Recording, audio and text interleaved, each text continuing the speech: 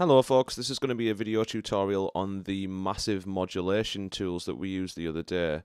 I'm going to do a similar recreation where I try to create this sort of like dub techno filter modulation vibe, and I'm going to take it from scratch. So this is the initialized massive patch. So yeah, here we go. Remember that massive has 3 oscillators that we can use. And the first thing I'm going to do is choose a sound for each of those oscillators. Remember, we select the drop-down menus here. We get quite a substantial list of sounds, and I'm going to make some decisions on which ones. This sound, by the way, is pretty awful until we start to filter it.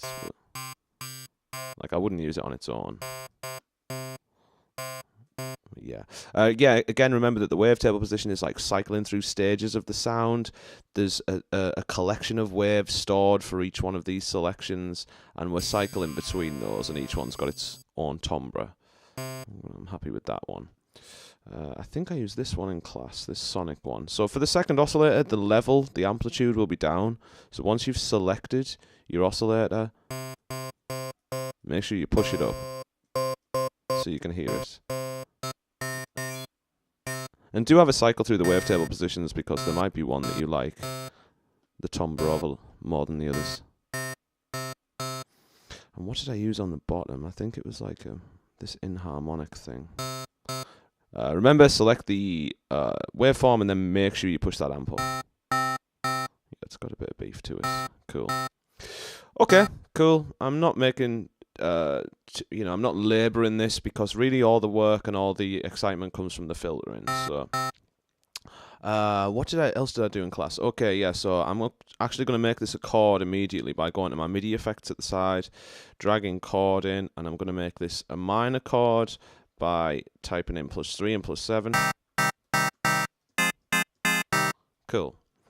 And maybe I get a little note.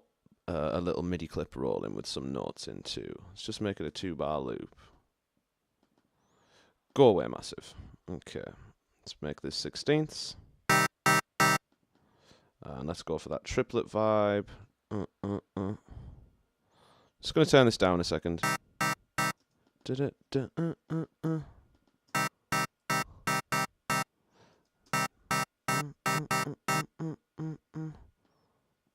try this. What's that note? It's up here, right? F.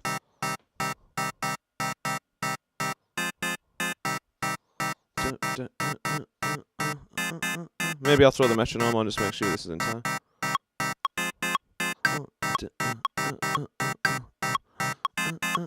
Okay, cool, yeah, that's going to be fine.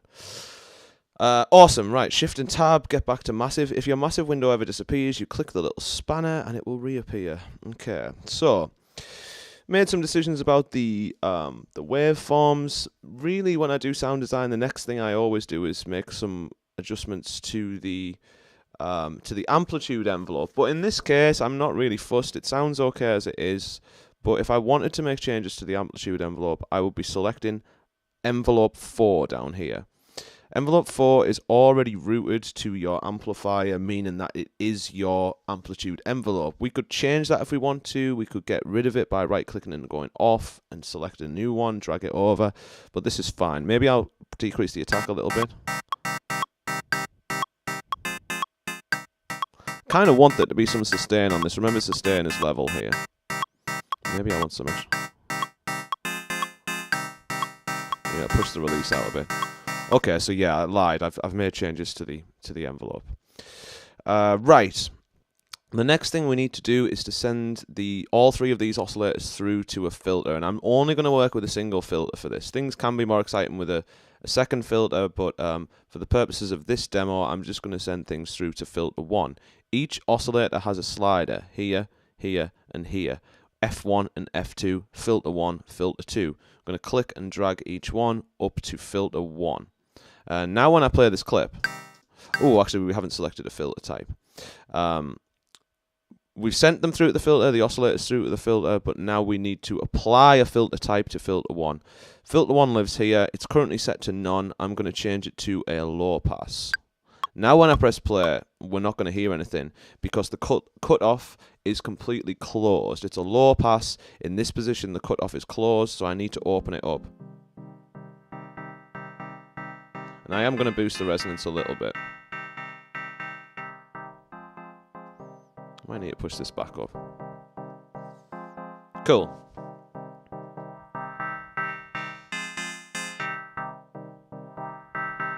Let's just have a really quick recap on our modulation options. We've got these things called LFOs that we know all about. We've got this performance view and we have this stepper view.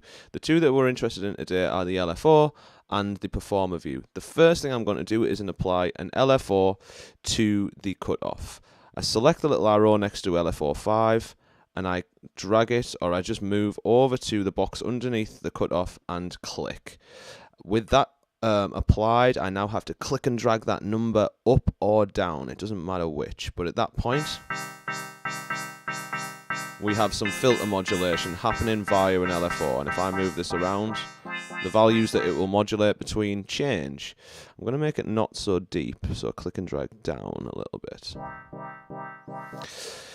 Inside the LFO, we have an option to synchronize the rate, but I like to have this kind of free running hertz rate for some unpredictability. I also like to turn the restart, also known as retrigger, off.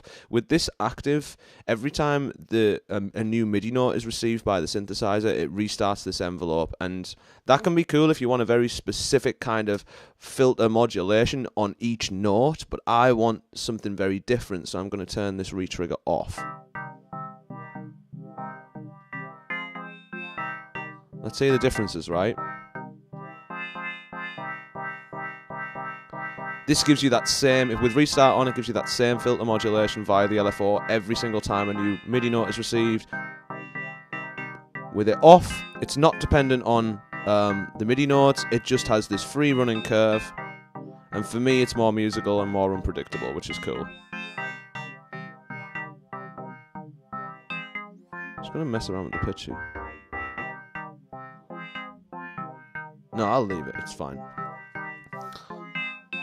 Okay, so that's an LFO, that's how you apply it, and the second thing I'm going to do is apply this performer view. Remember that this is a grid that allows us to draw custom shapes in, custom curves, that will, again, modulate the, well, whatever parameter we apply it to. In this case, we are going to apply it to the filter. So I'm going to select it by the arrow, I'm going to apply it by clicking at the second box underneath the cutoff and then click and drag up to create that modulation depth. Okay. A couple of other things we have to do before this will be super audible. The first thing, I am going to synchronize this because I want this to have a very musical and strict kind of modulation pattern. So I'm going to synchronize it. This synchronization, I'm just going to show you this.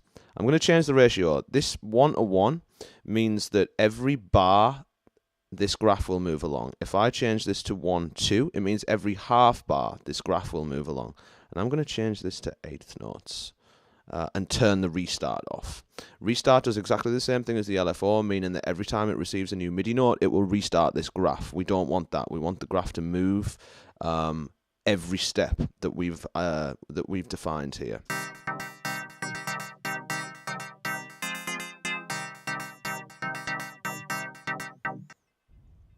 Okay, and just so that this doesn't sound so damn dry, I'm very quickly going to go into my return track. I'm going to add a delay. There's already a reverb there, but I'm going to change it slightly. And then I'm going to route this through.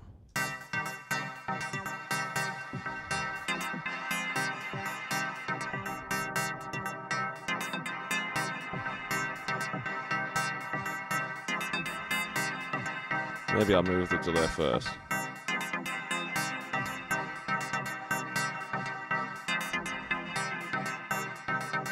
Maybe I don't want that much. Okay, cool. That's going to sound a bit nicer. Right, awesome. So we've set up this performer views, and we're going to go ahead and modify it in just a second. But let's just think about what this thing actually does. we've applied a filter depth, we've applied a modulation depth. When we clicked and dragged this number 7 up and we get this green bar, this is the minimum and maximum value that it will jump between. The minimum value is always attached to your cutoff frequency. See how when I move this, the minimum moves? And the maximum is attached to it as well. But we can increase or decrease the maximum by clicking and dragging this number. So this graph, when the point is at when the line is at the top of the graph, it means that it will be playing the cutoff frequency maximum, and when it's at the bottom, it will be playing the cutoff frequency minimum value. And obviously, there's usually a slope or a curve between the two, so you get this kind of sweeping effect. I'm going to go ahead and click Load Curves here, and I'm going to select the Flat Line option, and then I'm going to click and drag so that I'm flattening this graph out. And what we should hear now, because the line's at the bottom on every step, it will just play the minimum value. Sweet, and it's actually quite deep. And this is moving every 8th note. So I'm going to start now, same curve. I'm just going to start, add in some point.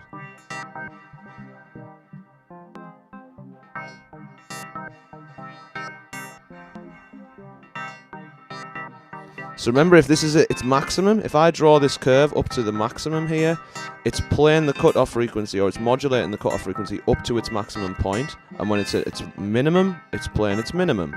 So we can have all these kind of variations, these exciting variations. And obviously we're just using this very kind of straight line vibe on our graph at the minute, but if we start to apply some different curves, you select them here, and then we can just click and drag to overwrite the ones that we've already written in. Let's put something like this in, so like a sweep up.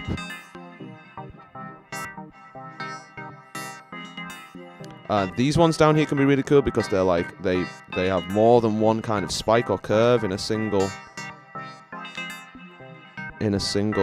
step.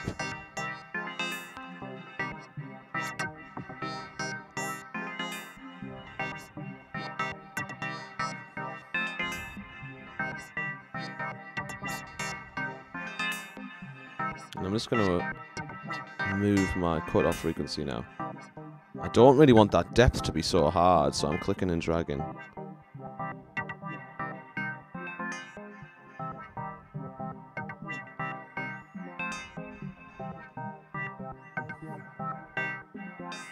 Sounding pretty cool now. So we've got an LFO that's constantly moving our cutoff around, and then we have this performer view that's giving it this really dramatic modulation that we've defined on this graph here. I hope that's helped as a kind of recap. I would love it if you would experiment with this. You can get all sorts of crazy, unique movement into your sound. So give it a shot. Okay, this is me signing out for this vid. Peace.